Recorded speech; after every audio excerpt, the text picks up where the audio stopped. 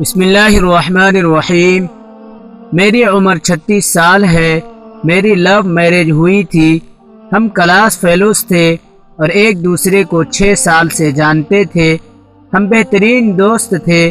دوران تعلیم ہی ہم نے فیصلہ کر لیا تھا کہ میرے شوہر کے جاب میں سیٹل ہونے کے بعد گھر والوں کی رضامندی سے ہم شادی کر لیں گے۔ میرے شوہر کی جاب کے بعد ہمارے گھر والے ملے اور ہماری شادی ہو گئی۔ اللہ نے ہمیں ایک بیٹے سے نوازا۔ مجھے کالج کے زمانے سے ہی اندازہ تھا کہ میرے شوہر مزاج کے تیز ہیں، انہیں غصہ جلدی آتا ہے، لیکن ساتھ رہنے پر اندازہ ہوا کہ جب بھی انہیں غصہ آتا ہے ہمارا ہمیشہ جھگڑا ہوتا ہے۔ مجھے ہمیشہ یہ فیل ہوتا تھا کہ وہ مجھے کنٹرول کرنے کی کوشش کرتے ہیں۔ جب بھی جھگڑا زیادہ ہوتا میں اپنے بچے کو لے کر میکے چلی جاتی۔ میرے میکے والے مجھے سہارا دیتے، تسلیاں دیتے کہ اس نے تمہیں کیا لاوارث سمجھ رکھا ہے۔ میری بہنیں فون پہ میرے شوہر کو بے انتہا سناتی۔ بہرحال صلح صفائی ہو جاتی اور میں گھر آ جاتی، لیکن یہ بات ہم دونوں جانتے تھے کہ ہم دونوں ایک دوسرے سے پیار کرتے ہیں اور میں اپنے شوہر کو کبھی بھی نہیں چھوڑنا چاہتی، لیکن ہر جھگڑے کے دوران انہیں یہ ضرور کہتی کہ اگر مجھے چھوڑنا ہے تو چھوڑ دے۔ مجھے علم ہے کہ یہ سب میں صرف اپنی انا کو بلند رکھنے کے لیے کہتی تھی۔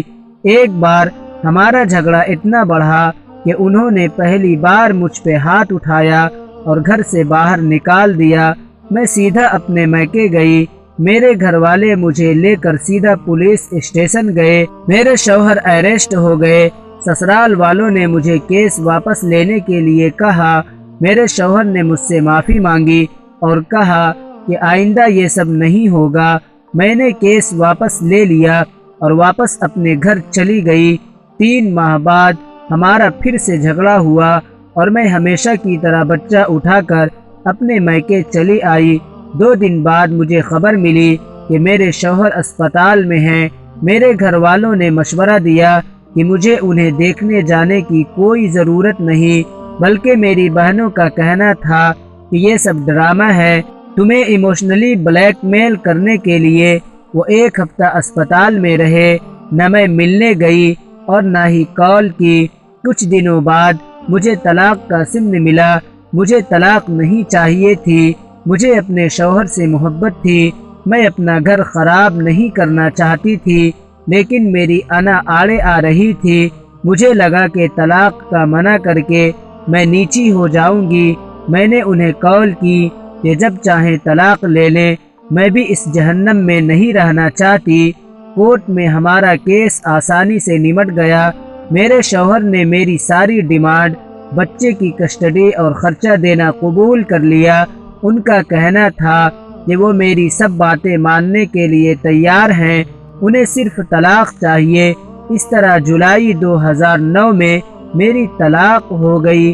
میرے شوہر نے کچھ عرصے بعد دوسری شادی کر لی۔ ان کے بچے بھی ہو گئے، لیکن میرے بچے سے ملنے اکثر آتے ہیں، اس کی ہر ضرورت کا خیال رکھتے ہیں۔ بچے کا خرچہ مجھے پابندی سے ملتا ہے، بلکہ میرا گزارا بھی انہی پیسوں سے ہوتا ہے۔ میں اپنے بچے کے ساتھ میکے میں رہتی ہوں۔ میرے تمام بہن بھائی اپنی اپنی زندگی میں خوش ہیں۔